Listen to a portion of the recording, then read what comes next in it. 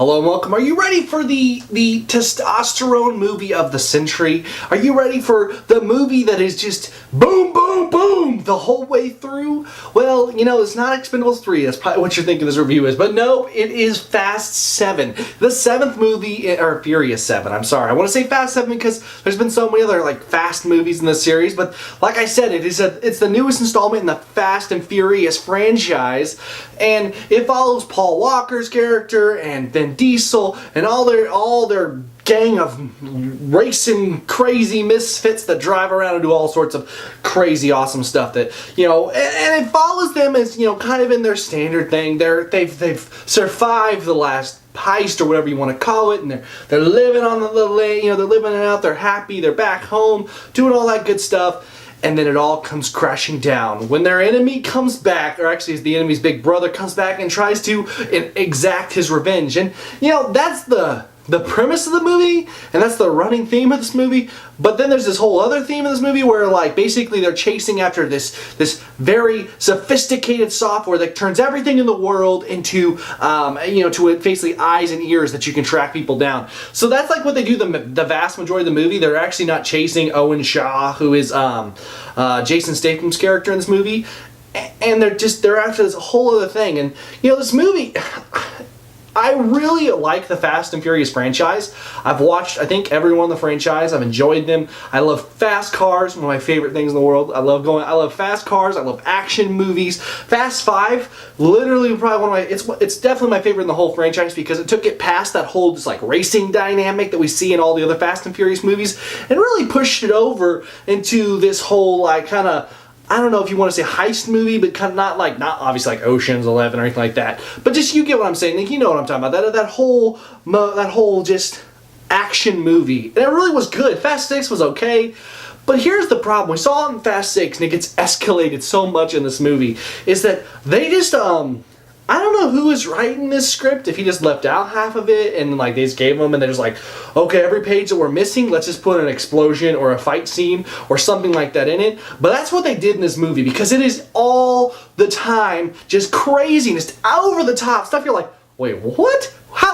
Where is this coming from? I mean, like, there's people jumping out of buildings and exploding out of buildings and crashing cars into each other and getting out. It's like, what's up? No problem. You know, I'm Vin Diesel. I'm Superman. Don't worry about it. We're cool. We're cool. And that's basically the entire movie. And that's where I fault this movie. You know, the movie, it's so action-packed. It's so crazy that they forgot story, that they forgot character development. They forgot to make you care about the characters. And you would think, I'm sure what they were counting on would be, is that you would count on, like, you remember all the stuff that happened in the previous movies, and you do, and that's really what kept me going in the movie more than my wife, per se, when we watched it.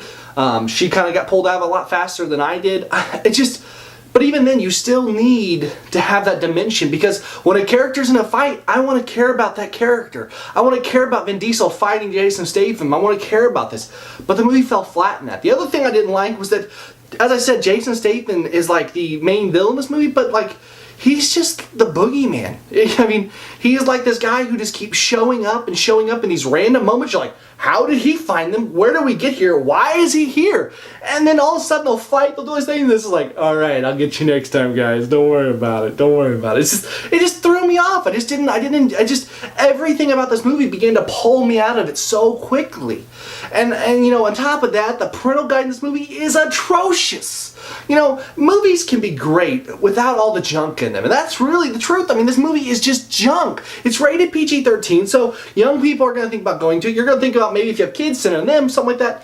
But the movie, it shows every bit of what it can without being nudity. Literally. Luckily, me and my wife, we tag team movies. So if we go in, if there's a guy part, she looks away. If there's a girl part, I look away. And that way we still know what's going on in those parts for the reviews here. But this movie is just crazy. It's like literally every time there was a big scene coming on, like if they were going to a new mission, something like that, I knew I'm pretty much going to be looking at the floor for the next 30 to 60 seconds. That's about how it's going to go because it is non-stop all the way through. The movie could have been great if they would taken and just completed the Fast 5 formula, but instead they just took all the furiousness. It's called Fast Furious because it's just furious all the time. Just boom, boom, boom, boom. And it just goes boom. It's It's more like the Roadrunner and, you know, the Coyote. It's that the Coyote is going off and you'll hear the explosion in a while, because this movie. But if there's one silver lining of this movie, there's one thing I'm like, wow, this made the movie for me, it was the ending. The way they honored Paul Walker, who obviously is now passed on, who was in a terrible car accident, claimed his life. But the way they did the end of the movie, and the way they honored him and like showed his send-off, fantastic. Literally, the feels were going crazy. I didn't cry, but I thought about it.